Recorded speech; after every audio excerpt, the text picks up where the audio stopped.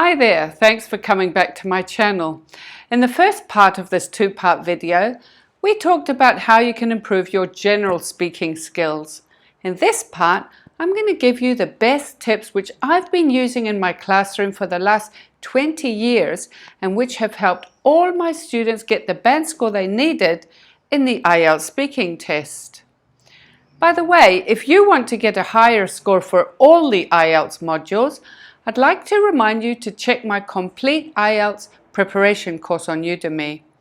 The course is made of short and easy to follow lectures in which I explain my tried and tested methods that I've been using all these years with great success. With the course, you get a free course book with extra practice material. Good reviews testify that the course has everything you need to know to pass IELTS. Now let's focus on the IELTS speaking test.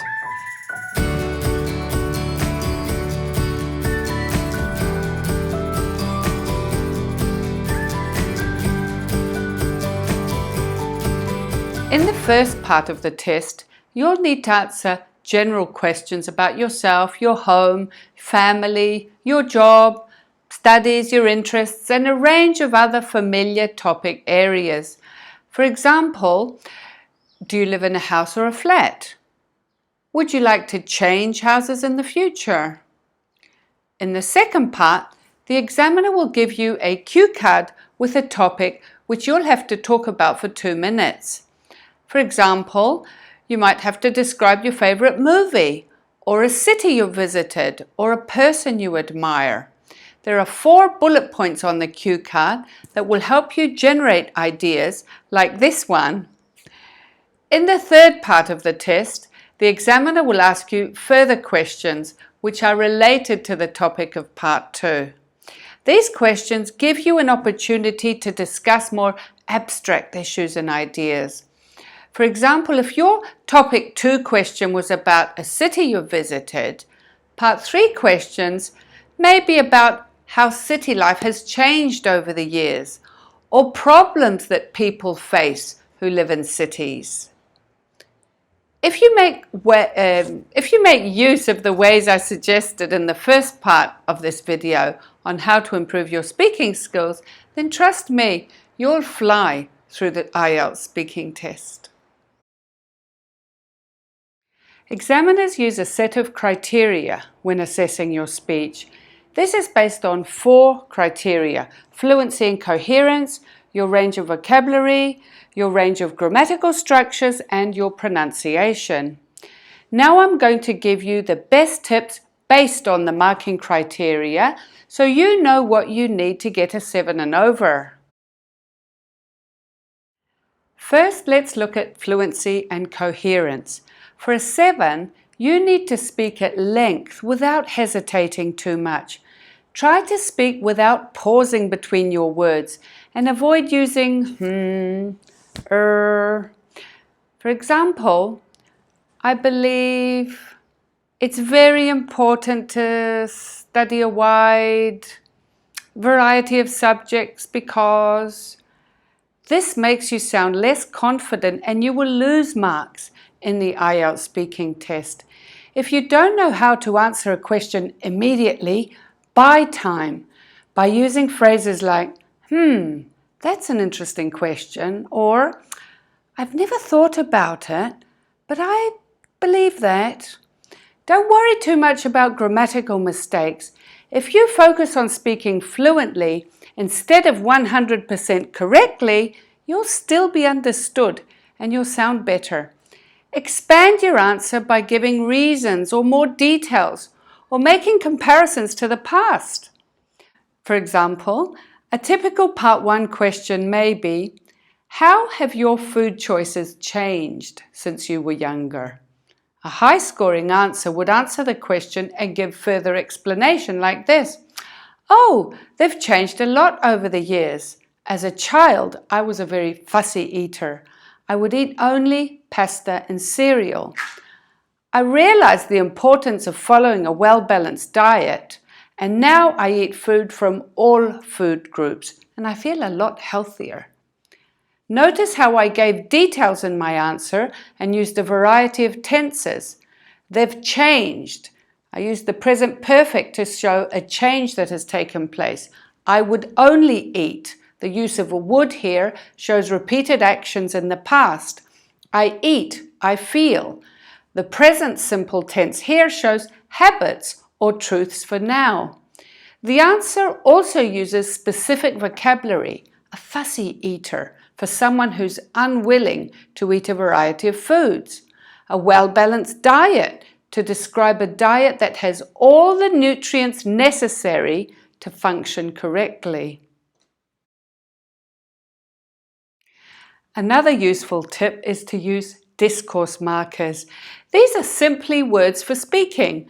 They're features of natural speech and something the examiner is listening for to give you a higher band score.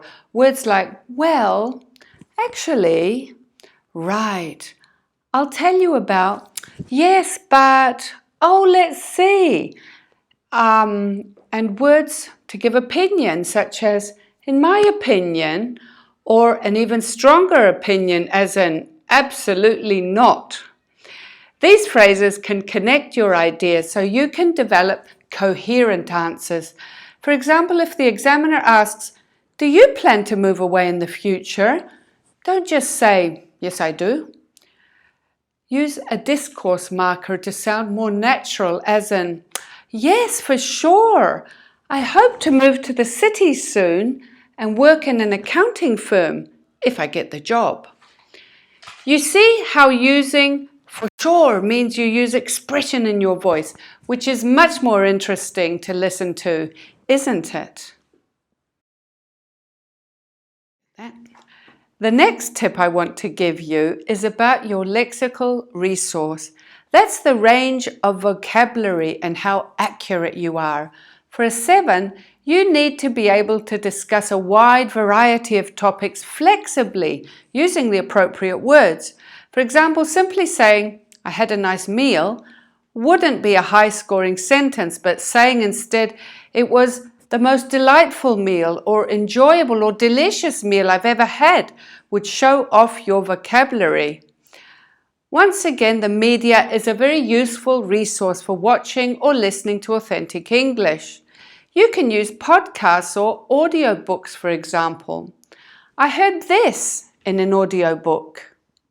A rather attractive-looking, though overdressed young woman was dining in a second-rate chop-house in London.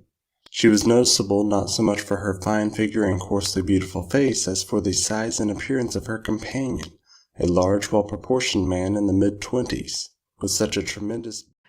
Notice the rich use of adjectives in the description of the young woman. A rather attractive looking, meaning quite good looking, not really beautiful. Overdressed means her clothes were too formal for where she was. In this case, a second-rate chop house, meaning the restaurant wasn't top class, it was rather average. Her fine figure, meaning she had a physically attractive body. Noticeable, meaning she stood out. You couldn't help but notice her. As well as these resources, I have a book that can help you build your vocabulary for the most common topics in the IELTS speaking test. It contains ideas and vocabulary that you can use to develop your answers. For example, look at the second sentence in the chapter about advertising. Advertising companies use clever jingles, special camera effects, and celebrities to make each advert different. Clever jingles are the catchy little songs that you sing all day without realizing it. That's a nice expression to use when you're talking about advertising in the IELTS speaking test. Each chapter ends with a cue card with a model part 2 question, so you can practice the new vocabulary. In this chapter, the cue card is describe an advertisement that you think is effective. If you're interested, the link to the book is in the description. Grammatical range and accuracy is another marking criterion you will be assessed on.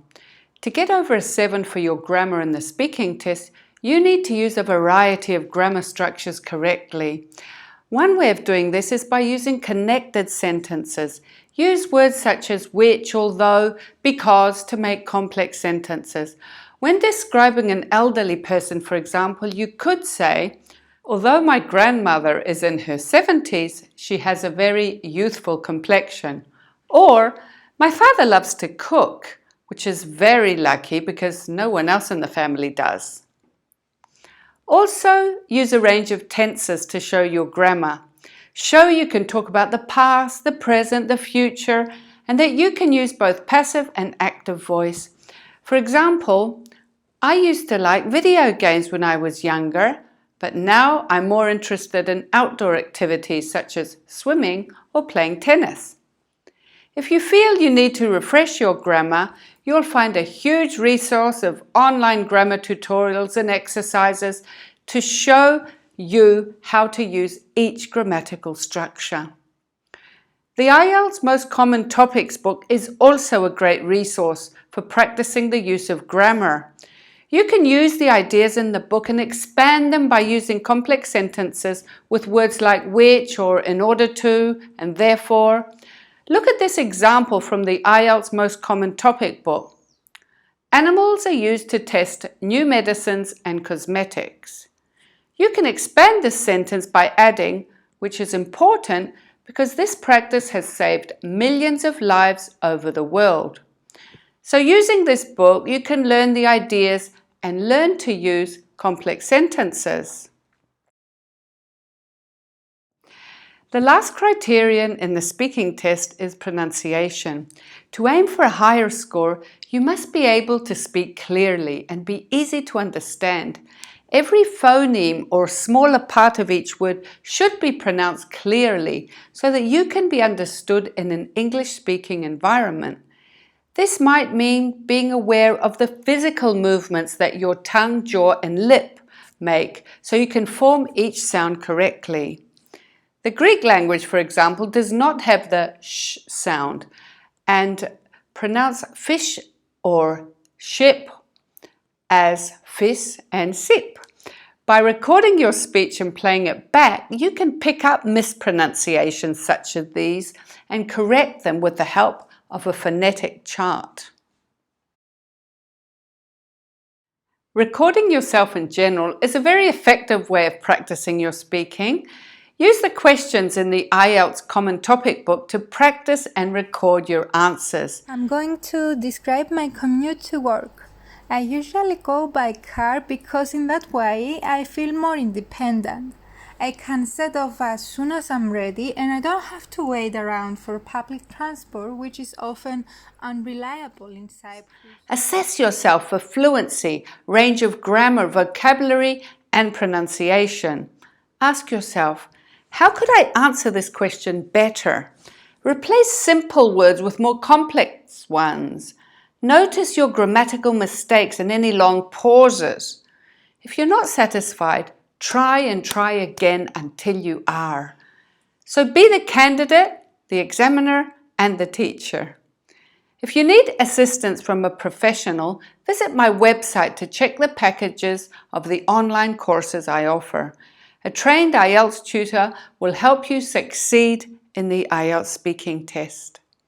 The key to improving your overall English speaking skills and getting a higher band score is to put into practice all these strategies mentioned above. Yes, it will take time, but you can choose which method suits you and is the most enjoyable. And of course, don't be afraid to make mistakes. Just speak up and speak clearly. Don't forget to check out my complete IELTS preparation course so you can learn the best methods for all modules of the IELTS test and achieve a higher IELTS band score. This brings me to the end of the video. If you enjoy this video, make sure you like it and hit the subscribe button. Let me know in the comments what skills you want to improve so I can help you in one of the next videos. Good luck with your IELTS preparation and see you soon.